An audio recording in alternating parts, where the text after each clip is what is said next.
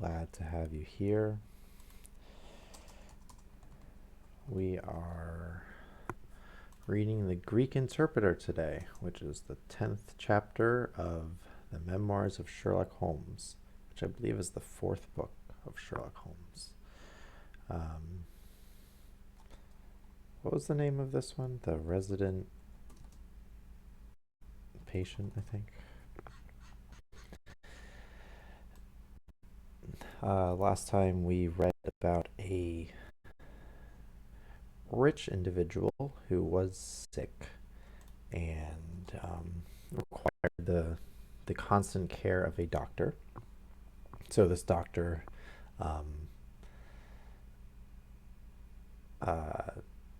said, "Sure, I'll accept all of your money and get a house and bills paid for him and everything, and still get a salary on top of that."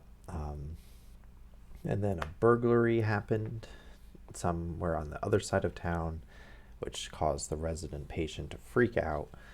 And then the doctor was met with some strange visitors, a son and a father, apparently Russian noblemen, who vanished one day in the middle of their consultation. And so we learn, like, the next day, they come back the next day and learn that the resident patient's room had been entered because they left footprints in his room, and that scared him even more. Turns out that the son was sneaking around the house while the father was getting treated.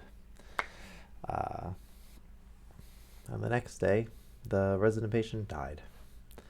He was apparently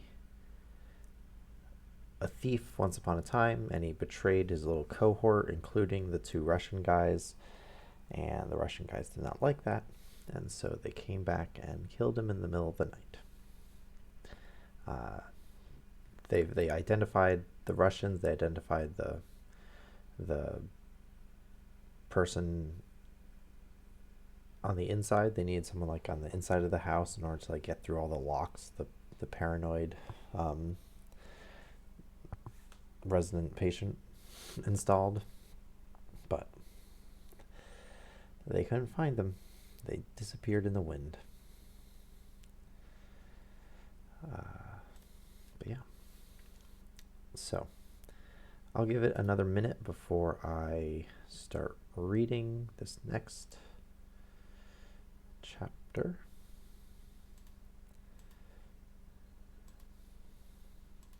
But yeah, that's what happened last time. That's what happened yesterday.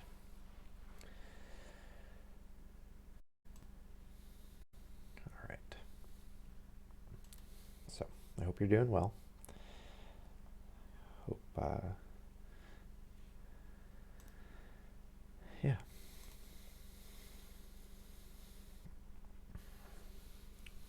I was tired today.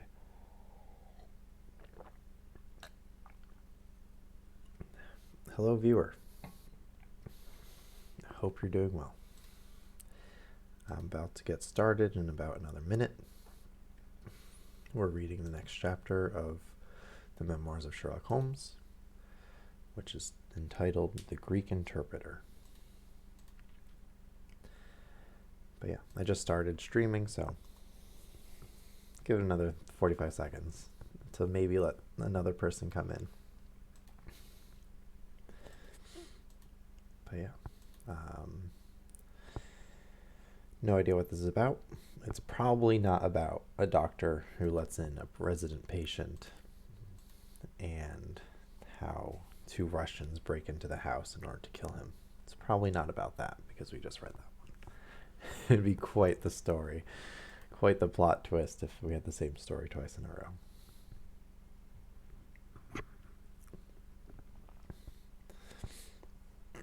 All right, let's get started.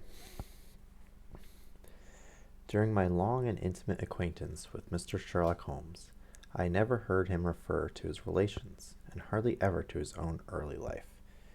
This reticence upon his part had increased the somewhat inhuman effect which he produced upon me, until sometimes I found myself regarding him as an isolated phenomenon, a brain without a heart, as deficient in human sympathy as he was preeminent in intelligence. His aversion to women and his disinclination to form new friendships were both typical of his unemotional character, but not more so than his complete suppression of every reference to his own people. I had come to believe that he was an orphan with no relatives living, but one day, to my great surprise, he began to talk to me about his brother. It's amazing how this one paragraph summarizes like every Sherlock Holmes in the movies and TV shows. It was after tea on a summer evening, and the conversation, which had roamed in a desultory, spasmodic fashion from golf clubs to the causes of the change in the obliquity of the eclectic, came round at last to the question of atavism and hereditary aptitudes. The point under discussion was how far any singular gift an individual was due to his ancestry and how far to his own early training. So, nature or nurture. We summarize this whole paragraph into 3 words. In your own case, said I, from all that you have told me, it seems obvious that your faculty of observation and your peculiar faculty for deduction are due to your own systematic training. To some extent, he answered thoughtfully. My ancestors were country squires who appear to have led much the same life as is natural to their class. But nonetheless, my turn that way is in my veins, and may have come with my grandmother, who was the sister of Varney, the French artist. Art in the blood is liable to take the strangest forms. But how do you know it is hereditary? Because my brother Mycroft possesses it in a larger degree than I do. This was news to me indeed. If there were another man with such singular powers in England, how was it that neither police nor public had heard of him? I put the question with a hint that it was my companion's modesty which made him acknowledge his brother as his superior. Holmes laughed at my suggestion. My dear Watson, said he, I cannot agree with those who rank modestly among their virtues. To the logician, all things should be seen exactly as they are, and to underestimate oneself is as much a departure from truth as to exaggerate one's own powers. When I say, therefore, that Mycroft has better powers of observation than I, you may take it that I am speaking the exact and literal truth. Is he your junior? 7 years my senior. How comes it that he is unknown? Oh, he is very well known in his own circle. Where then? Well, in the Diogenes Club, for example. Diogenes? I had never heard of the institution, and my face must have proclaimed as much, for Sherlock Holmes pulled out his watch. The Diogenes Club, I'm sure that's not the right way to say it, is the queerest club in London, and Mycroft is one of the queerest men. He's always there from 5:45 to 8:20. It's 6 now, so if you care for a stroll this beautiful evening, I shall be very happy to introduce you to 2 curiosities. 5 minutes later, we were in the street, walking towards Regent's Circus. You wonder, said my companion, why it is that Mycroft does not use his powers for detective work. He is incapable of it. But I thought you said... I said that he is my superior in observation and deduction. If the art of the detective began and ended in reasoning from an armchair, my brother would be the greatest criminal agent that ever lived. But he has no ambition and no energy. He will not even go out of his way to verify his own solutions, and would rather be considered wrong than take the trouble to prove himself right. Again and again I have taken a problem to him, and have received an explanation which has afterwards proved to be the correct one. And yet he was absolutely incapable of working out the practical points which must be gone into before a case could be laid before a judge or jury. It is not his profession, then? By no means. What is to me a means of livelihood is to him the merest hobby of a dilettante. He has an extraordinary faculty for figures, and audits the books in some of the government departments. Mycroft lodges in Pall Mall, and he walks round the corner into Whitehall every morning and back every evening. From year's end to year's end, he takes no other exercise and is seen nowhere else, except only in the club, which is just opposite his rooms. I cannot recall the name. Very likely not. There are many men in London, you know, who, some from shyness, some from misanthropy, have no wish for the company of their fellows.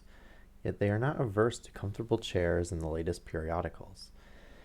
It is for the convenience of these that the Diogenes Club was started, and it now contains the most unsociable and unclubbable men in town.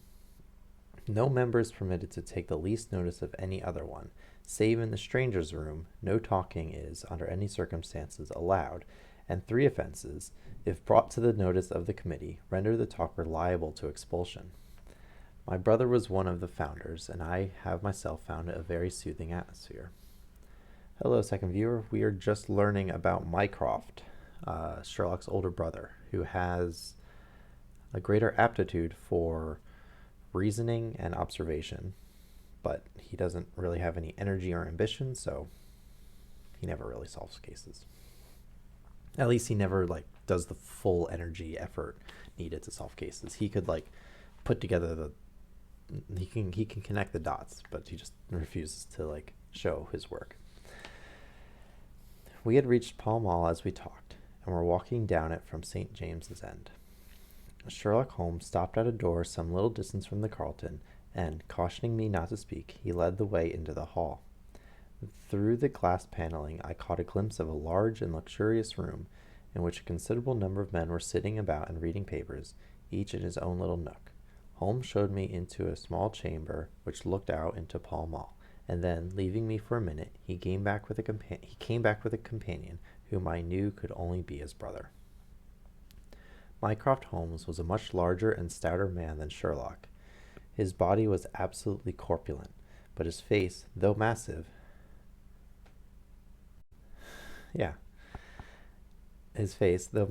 had preserved something of the sharpness of expression which was so remarkable in that of his brother.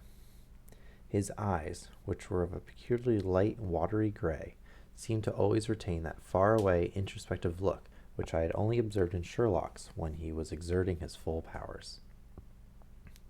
"I am glad to meet you, sir," said he, putting out a broad, fat hand like the flipper of a seal. "I hear of Sherlock everywhere, since you became his chronicler.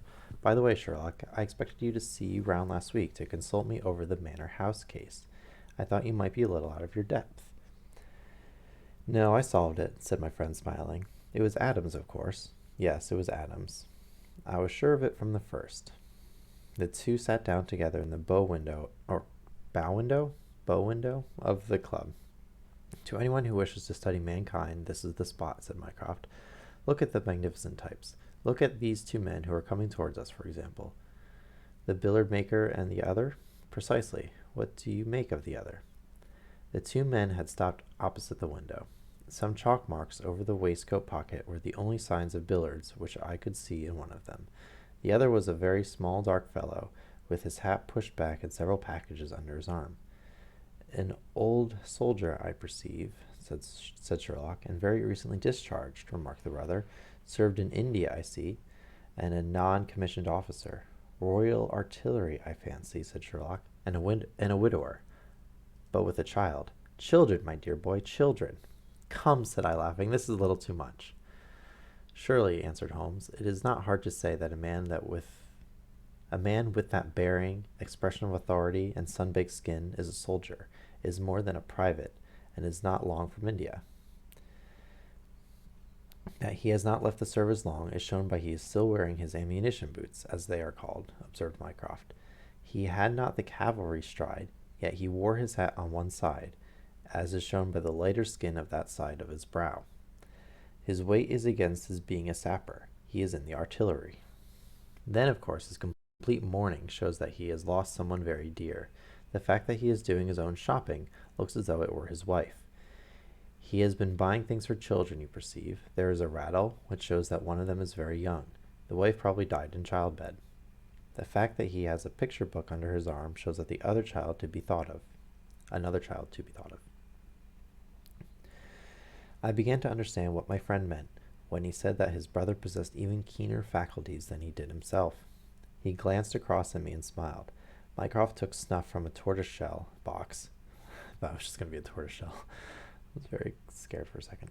Oh, I think I read somewhere that shells of tortoises and turtles are actually their rib cage, which is why you never see a turtle without a shell. Is because it's literally like how a rib cage works. I learned that within the year. Took snuff and brushed away the wandering grains from his coat front with a large red silk handkerchief. By the way, Sherlock, said he, I have had something quite after your own heart, a most singular problem, submitted to my judgment. I really had not the energy to follow it up, save in a very incomplete fashion, but it gave me a basis for some pleasing speculation, if you would care to hear the facts. My dear Mycroft, I should be delighted. The brother scribbled a note upon a leaf of his pocketbook, and, ringing the bell, he handed it to the waiter. I have asked Mr. Mealis to step across, said he. He lodges on the floor above mine, and I have some slight acquaintance with him, which led him to come to me in his perplexity. Mr. Mealis is a Greek by extraction, as I understand, and he is a remarkable linguist. Sorry, I should be adding, I guess adding Mycroft might be.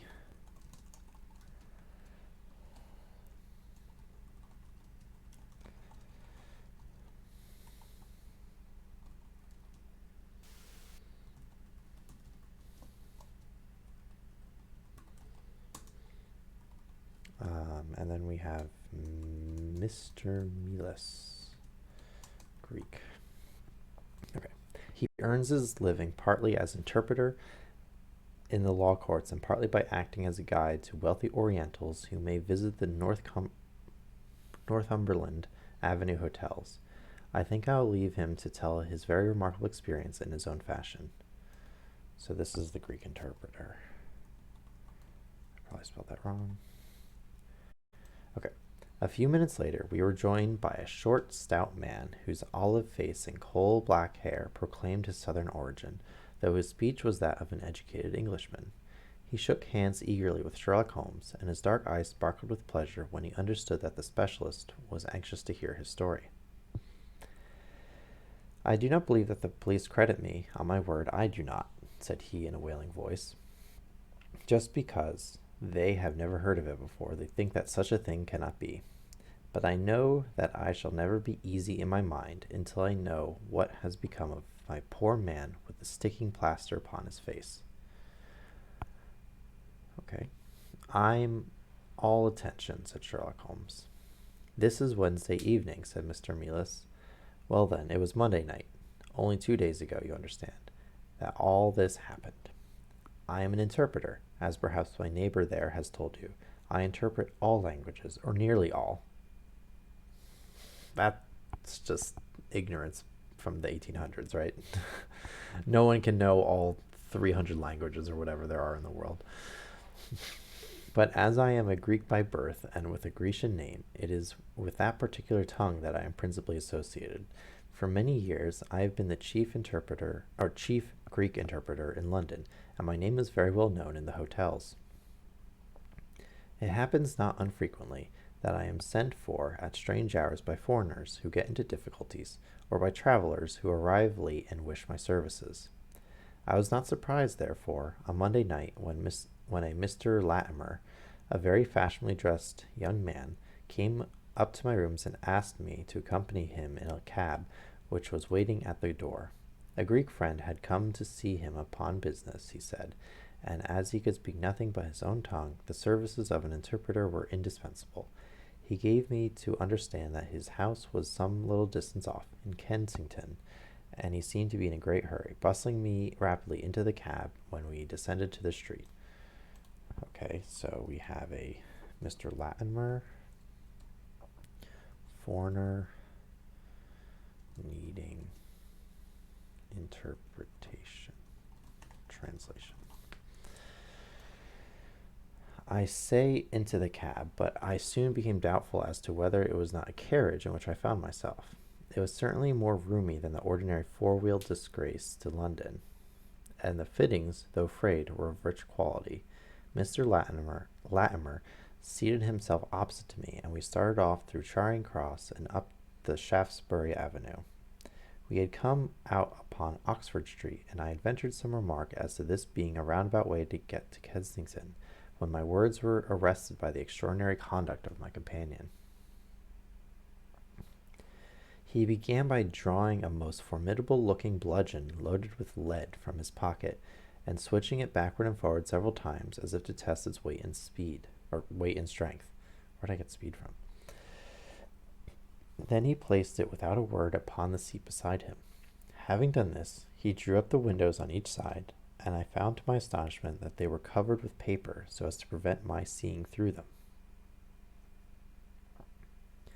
"I am sorry to cut off your view, Mr. Mealis," said he. "The fact is that I have no intention that you should see what the place is to which we are driving. It might possibly be inconvenient to me if you could find your way home. You find your way there again." As you can imagine, I was utterly taken aback by such an address. My companion was a powerful, broad-shouldered young fellow, and apart from the weapon, I should not have had the slightest chance in a struggle with him. The weapon makes it better for him? Okay. Young, strong, rich, holding Mr. Mealis hostage.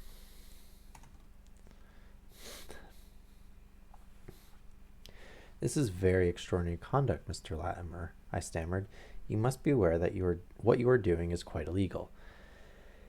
"It is somewhat of a liberty, no doubt," said he, "but we'll make it up to you. I must warn you, however, Mr. Mealis, that if at any time tonight you attempt to raise an alarm or do anything which is against my interests, you will find it a very serious thing.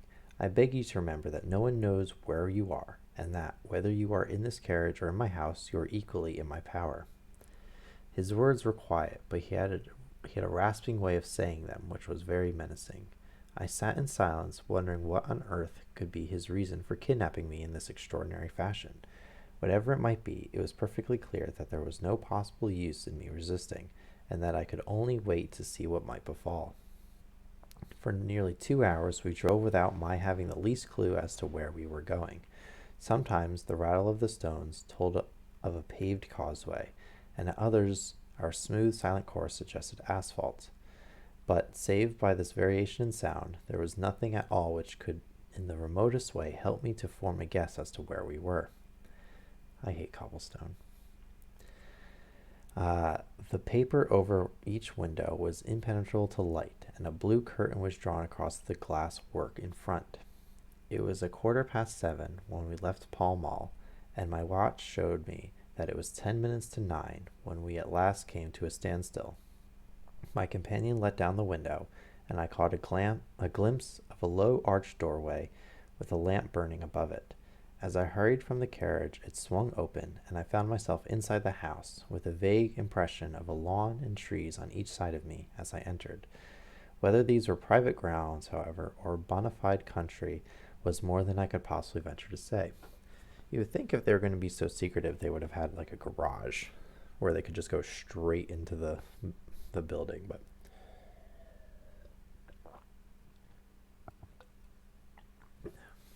whatever. I am not some evil or potentially evil person kidnapping people, so I don't know what his thoughts are. There was a colored gas lamp inside, which was turned so low that I could see little, save for the hall was of some size and hung with pictures. In the dim light, I could make out that the person who had opened the door was a small, mean-looking, middle-aged man with rounded shoulders.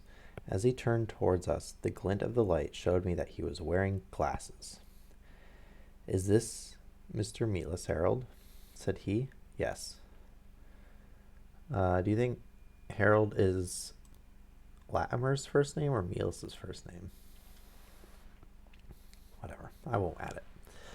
"Well done, well done. No ill will, Mr. Mealis, I hope, but we could not get on without you. If you deal fair with us, you'll not regret it, but if you try any tricks, God help you."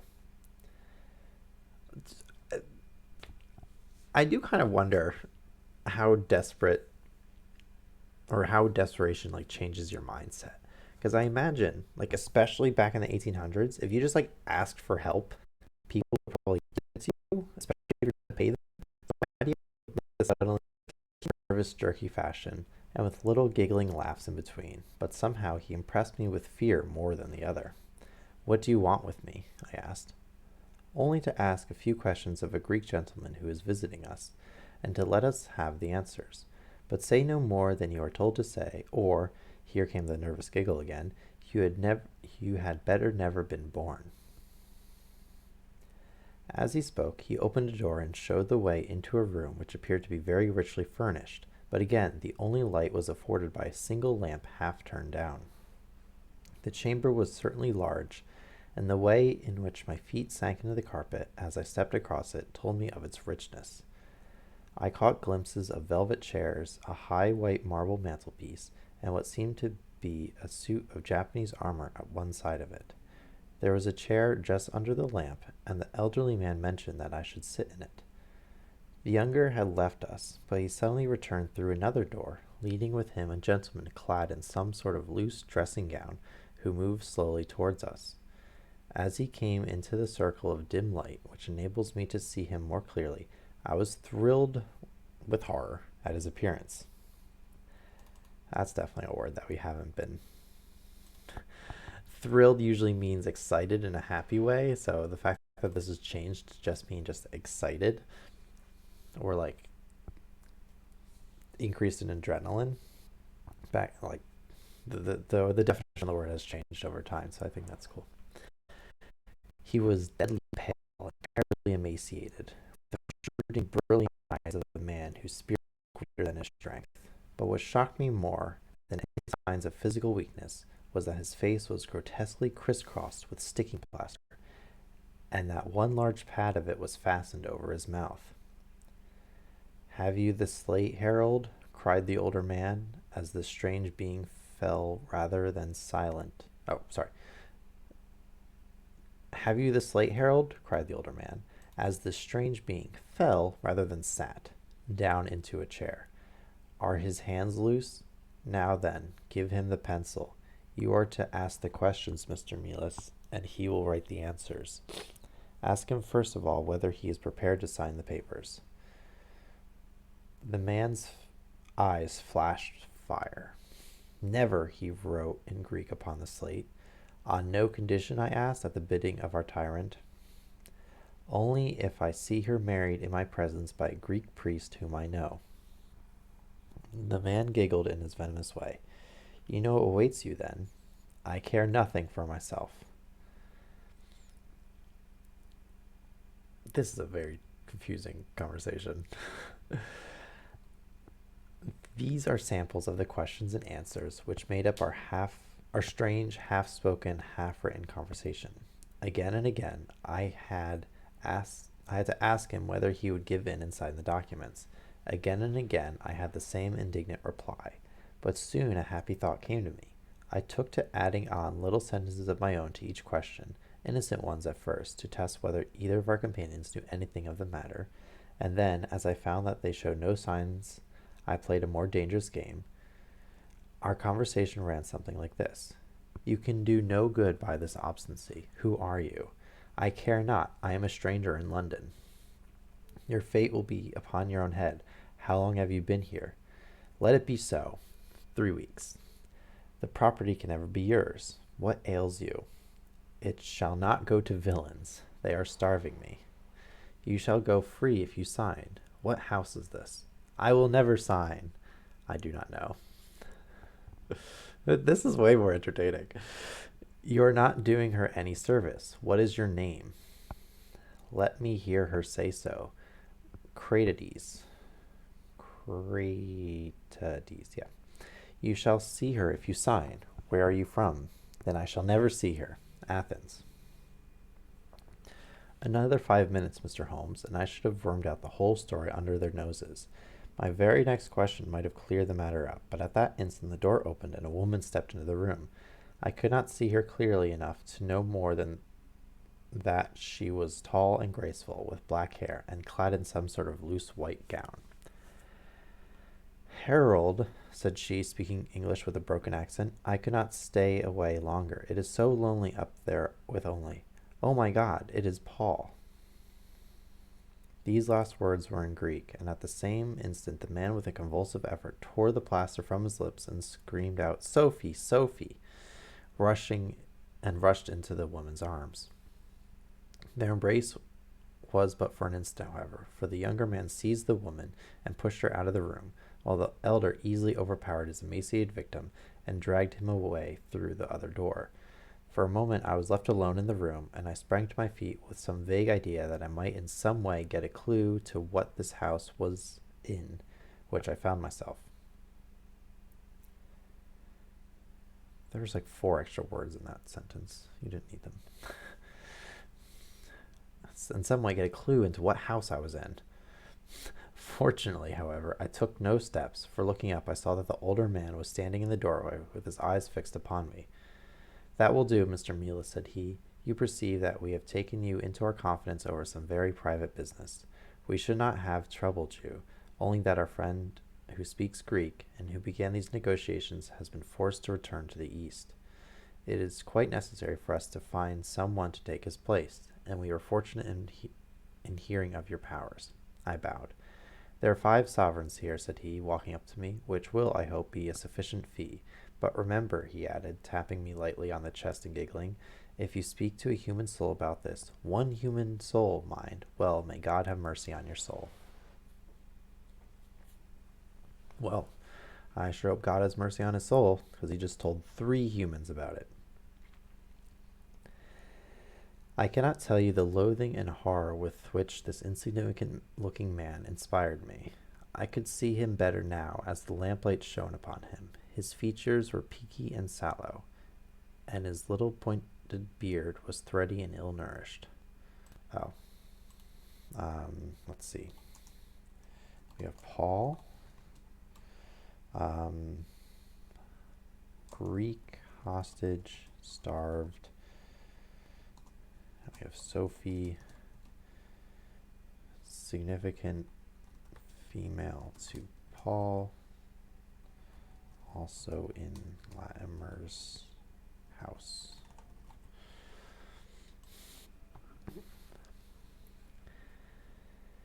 He pushed his face forward as he spoke, and his lips and eyelids were continually twitching like a man with St. Vitus's dance. Oh, they mentioned this before. I'm guessing it's some sort of disease. I cannot help thinking that his strange, catchy little laugh was also a symptom of some nervous malady. The terror of his face lay in his eyes, however, steel gray and glistening coldly with a malignant and inexorable cruelty in their depths. "We shall know if you speak of this," said he. "We have our own means of information. Now you will find the carriage waiting, and my friend will see you on your way." I was hurried through the hall and into the vehicle, again obtaining that momentary glimpse of trees in a garden. Mr. Latimer followed closely at my heels, and took his place opposite to me, without a word. In silence we again drove for an interminable distance, with the windows raised, until at last, just after midnight, the carriage pulled up. "You will get down here, Mr. Mealis," said my companion. "I am sorry to leave you so far from your house, but there is no alternative. Any attempt upon your part to follow the carriage can only end in injury for yourself." He opened the door as he spoke, and I had hardly time to spring out when the coachman lashed the horse and the carriage rattled away. I looked around me in astonishment. I was on some sort of a healthy common mottled over with dark clumps of furze bushes. Far away stretched a line of houses, with a light here and there in the upper windows. On the other side I saw the red signal lamps of a railway. The carriage which had brought me was already out of sight. I stood gazing round and wondering where on earth I might be, when I saw someone coming towards me in the darkness. As he came up to me, I made out that he was a railway porter. "Can you tell me what place this is?" I asked. Wandsworth Common," said he. "Can I get a train into town?" "If you walk a mile or so up to Clapham Junction," said he, "you'll be just in time for the last to Victoria." And so that was the end of my adventure, Mr. Holmes. I do not know where I was, nor whom I spoke with, nor anything save what I have told you, but I know that there is foul play going on, and I want to help that unhappy man if I can. I told the whole story to Mr. Mycroft Holmes next morning, and subsequently to the police. "What?" "He just doesn't understand what threats are." um, plaster over his face. We all sat in silence for some little time after listening to this extraordinary narrative. Then Sherlock looked across at his brother. Any steps? He asked. Mycroft picked up the Daily News, which was lying on his table side. Anyone supplying any information to the whereabouts of a Greek gentleman named Paul Cratides, oh yeah, I forgot, from Athens, who is unable to speak English, will be rewarded. A similar reward paid to anyone giving information about a Greek lady whose first name is Sophie. Numbers. That was in all the dailies. No answer.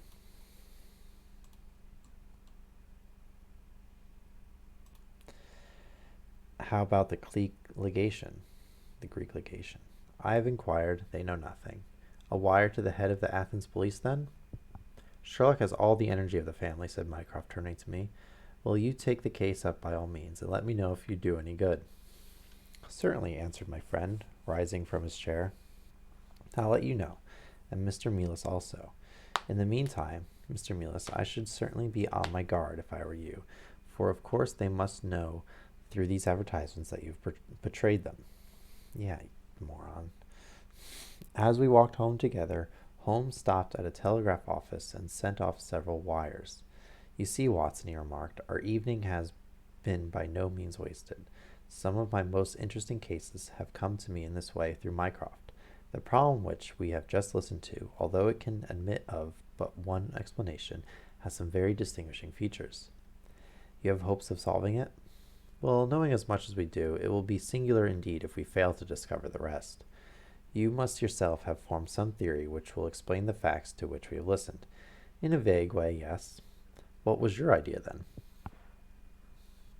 It seemed to me to be obvious that this Greek girl had been carried off by the young Englishman named Harold Lammer. Carried off from where? Athens, perhaps. Okay, so we have... That was Harold's first name. That was Lammer's first name. Sherlock Holmes shook his head. This young man could not talk a word of Greek. The lady could talk English very well. Inference that she had been in England some little time, but he had not been in Greece. Well then, we will presume that she had come on a visit to England, and that this Harold had persuaded her to fly with him. That is more probable. Then the brother, for that I fancy must be the relationship, comes over from Greece to interfere. He imprudently puts himself into the power of the young man and his older associate. They seize him and use violence towards him in order to make him sign some papers to make over the girl's fortune, of which he must be trustee to them. This he refuses to do. In order to negotiate with him, they have to get an interpreter, and they pitch upon this Mr. Mealis, having used some other one before. The girl is not told of the arrival of her brother, and finds it out by merest accident. Excellent, Watson, cried Holmes. I really fancy that you are not far from the truth. Wow, Watson wasn't a complete moron. Which is really unfair, because Watson is not a moron. But sometimes he just is written to seem always in awe of Sherlock Holmes. You see that we hold all the cards, and we have only to fear some sudden act of violence on their part. If they give us time, we must have them. But how can we find where this house lies? Well, if our conjecture is correct, and the girl's name is or was Sophie Cratides, we should have no difficulty in tracing her. That must be our main hope, for the brother is, of course, a complete stranger. It is clear that some time has elapsed since this Harold established these relations with the girl, some weeks at any rate, since the brother in Greece has had time to hear of it and come across. If they have been living in the same place during this time, it is probable that we shall have some answer to Mycroft's advertisement. We had reached our house in Baker Street while we had been talking. Holmes ascended the stair first, and as he opened the door of our room, he gave a start of surprise. Looking over his shoulder, I was equally astonished. His brother Mycroft was sitting smoking in the armchair. Come in, Sherlock. Come in, sir, said he blandly, smiling at our surprised faces. You don't expect such energy from me, do you, Sherlock? But somehow this case attracts me. How did you get here? I passed you in a hansom. There has been some new development? I had an answer to my advertisement. Ah, yes, it came within a few minutes of your leaving. And to what effect? Mycroft Holmes took out a sheet of paper. Here it is, said he, written with a J pen on royal cream paper by a middle-aged man with a weak constitution. Sir, he says, in answer to your advertisement of today's date, I beg to inform you that I know the young lady in question very well. If you should care to call upon me, I could give you some particulars as to her painful history. She is living at present at the Myrtles, Beckenham. Yours faithfully, J. Davenport. He writes from Lower Brixton, said Mycroft Holmes. I wish I knew London's layout so I could actually understand what that sentence means. Do you not think that we might drive to him now, Sherlock, and learn these particulars? All right, let's add this guy. Responded to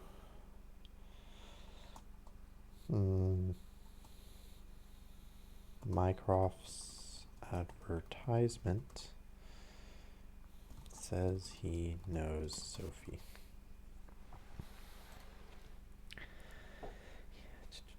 My dear Mycroft, the brother's life is more valuable than the sister's story. I think we should call at Scotland Yard for Inspector Gregson and go straight out to Beckenham. We know that a man is being done to death, and every hour might be vital. Better pick up Mr. Melas on our way, I suggested. We may need an interpreter. Excellent, said Sherlock Holmes. Send the boy a four-wheeler, and we shall be off at once. He opened the table drawer as he spoke, and I noticed that he slipped his revolver into his pocket. Yes, said he, in answer to my glance, I should say from what we have heard that we are dealing with a particularly dangerous gang. It was almost dark before we found ourselves in Pall Mall at the rooms of Mr. Melas. A gentleman had just called for him, and he was gone. Can you tell me where? Asked Mycroft Holmes. I don't know, sir, answered the woman who had opened the door. I only know that he drove away with a gentleman in a carriage. Did the gentleman give a name? No, sir. He wasn't a tall, handsome, dark young man? Oh, no, sir. He was a little gentleman with glasses, thin in the face, but very pleasant in his ways, for he was laughing all the time that he was talking.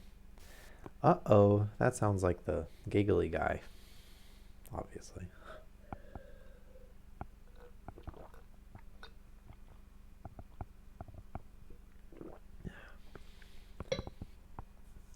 Come along, cried Sherlock Holmes abruptly. This grows serious, he observed, as we drove to Scotland Yard. These men have got hold of Melas again. He is a man of no physical courage, as they are well aware from their experience the other night. This villain was able to terrorize him the instant that he got into his presence. No doubt they want his professional services, but, having used him, they may be inclined to punish him for what they will regard as his treachery. Our hope was that, by taking train, we might get to Beckenham as soon or sooner than the carriage. On reaching, how nice that would be, if trains were faster than cars. On reaching Scotland Yard, however, it was more than an hour before we could get Inspector Gregson and comply with the legal formalities which would enable us to enter the house. It was 9:45 before we reached London Bridge, and 5:30 before the four of us alighted on the Beckenham platform. A drive of half a mile brought us to the Myrtles, a large dark house standing back from the road in its own grounds. Here we dismissed our cab and made our way up the drive together. The windows are all dark, remarked the inspector. The house seems deserted. Our birds are flown and the nest empty, said Holmes. Why do you say so? A carriage heavily loaded with luggage has passed out during the last hour. The inspector laughed. I saw the wheel tracks in the light of the gate lamp. Where does the luggage come in?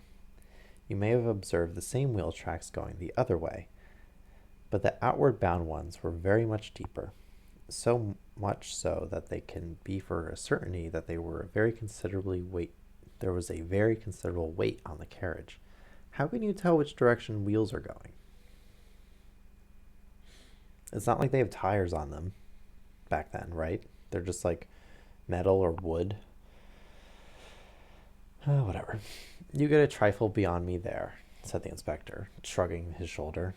It will not be an easy door to force, but we will try it if we cannot make someone hear us. He hammered loudly at the knocker and pulled at the bell, but without any success. Holmes had slipped away, but he came back in a few minutes. "I've a window open," said he. "It is a mercy that you are on this side of the force, and not against it, Mr. Holmes," remarked the inspector, as he noted the clever way in which my friend had forced back the catch. "Well, I think that under the circumstances we may enter without an invitation." Well, they got a warrant. Maybe warrants worked differently in the 1800s. One after the other, we made our way into a large apartment, which was evidently that in which Mr. Mealis had found himself. The inspector had lit his lantern, and by its light we could see the two doors, the curtain, the lamp, and the suit of the Japanese mail, as he had described them. On the table lay 2 glasses, an empty brandy bottle, and the remains of a meal. "What is that?" asked Holmes suddenly. We all stood still and listened. A low moaning sound was coming from somewhere over our heads. Holmes rushed to the door and out into the hall. The dismal noise came from upstairs. That's generally what I thought they meant when it was over our heads. He dashed up, and the inspector and I at his heels, while his brother Mycroft followed as quickly as his great bulk would permit. 3 doors faced up upon the second floor, and it was from the central of these that the sinister sounds were issuing, sinking sometimes into a dull mumble and rising again into a shrill whine. It was locked, but the key had been left on the outside. Holmes flung open the door and rushed in, but he was again out in an instant, and his hand to his throat. "It's charcoal," he cried. "Give it time. It will clear." Peering in, we could see that the only light in the room came from the dull blue flame which flickered from a small brass tripod in the center. It threw a livid, unnatural circle upon the floor, while in the shadows beyond we saw a vague loom of 2 figures which crouched against the wall. From the open door there reeked a horrible poisonous exhalation, which set us gasping and coughing. Holmes rushed to the top of the stairs to draw in the fresh air, and then, dashing into the room, he threw up the window and hurled the brazen tripod out into the garden. Let's hope he doesn't catch the whole property on fire. "We can enter in a minute," he gasped, darting out again. "Where is a candle? I doubt if we could strike a match in that atmosphere. Hold the light at the door, and we shall get them out. Mycroft, now!" With a rush we got to the poisoned men and dragged them out into the well-lit hall. Both of them were blue-lipped and insensible, and with swollen, congested faces and protruding eyes. Indeed, so distorted were their features that, save for his black beard and stout figure, we might have failed to recognize in one of them the Greek interpreter who had parted from us only a few hours before at the Diogenes Club. His hands and feet were securely strapped together, and he bore over one eye the marks of a violent blow. The other, who was secured in a similar fashion, was a tall man in the last stage of emaciation, with several strips of sticking plaster arranged in a grotesque pattern over his face. He had ceased to moan as we laid him down, and a glance showed me that for him at least our aid had come too late. Mr. Mealis, however, still lived, and in less than an hour, with the aid of ammonia and brandy, I had the satisfaction of seeing him open his eyes, and of knowing that my hand had drawn him back from that dark valley in which all paths meet. That's the first time I've ever heard of death like that. It was a simple story which he had to tell, and one which did but confirm our own deductions. His visitor, on entering his rooms, had drawn a life-preserver from his sleeve, and had so impressed him with the fear of instant and inevitable death. A life-preserver?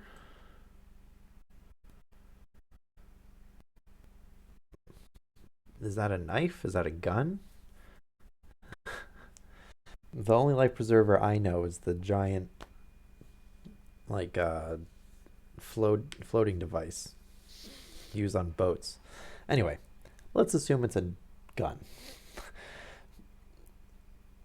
With the fear of instant and inevitable death, that he had been kidnapped for a second time. Indeed, it was almost mesmeric, the effect which the killing ruffian had produced upon the unfortunate linguist, for he could not speak of him save with trembling hands and a blanched cheek.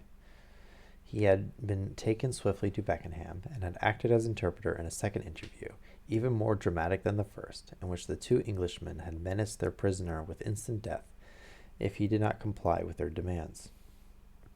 Finally, finding him proof against every threat, they had hurled him back into his prison And after reproaching Mealyus with his treachery, which appeared from the newspaper advertisement, they had stunned him with a blow from a stick, and he remembered nothing more until he found us bending over him.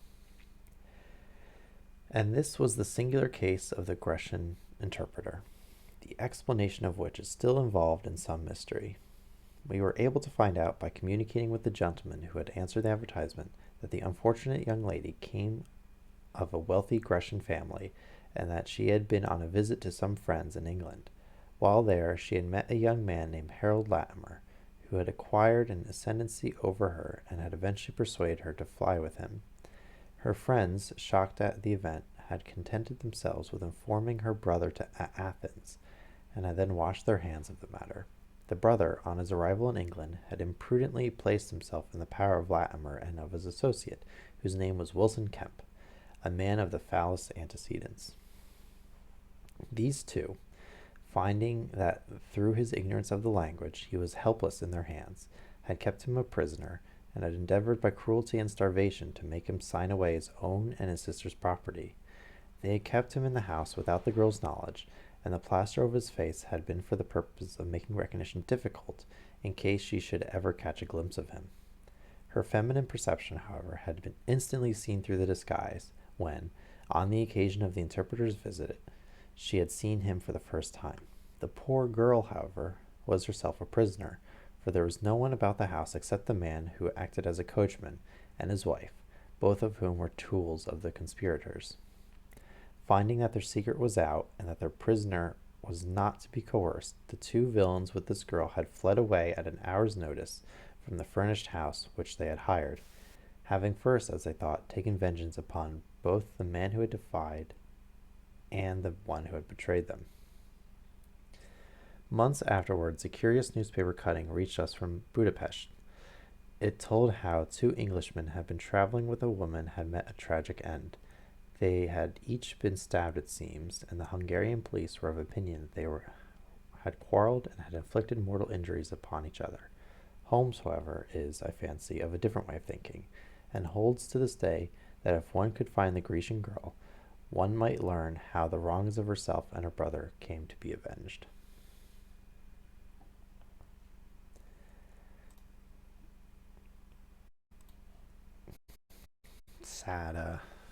Sad story. But if Mycroft can't solve it, it's pretty much unsolvable. So I think the only times that Holmes will ever have the upper hand against Mycroft is if he actually goes someplace and observes things himself, because Mycroft is too lazy to actually learn new things. He's great at crossword puzzles. He's not so great about going out and doing things himself. But yeah, um, that's about it for today. Maybe I read a little fast, but it's been about 50 minutes. I don't think I'm going to read another chapter today. But we do only have 2 chapters left of this book, and then we'll be moving on to the next. So, yeah, I hope you're doing well. Take care, and I'll talk to you later. Down with Big Brother.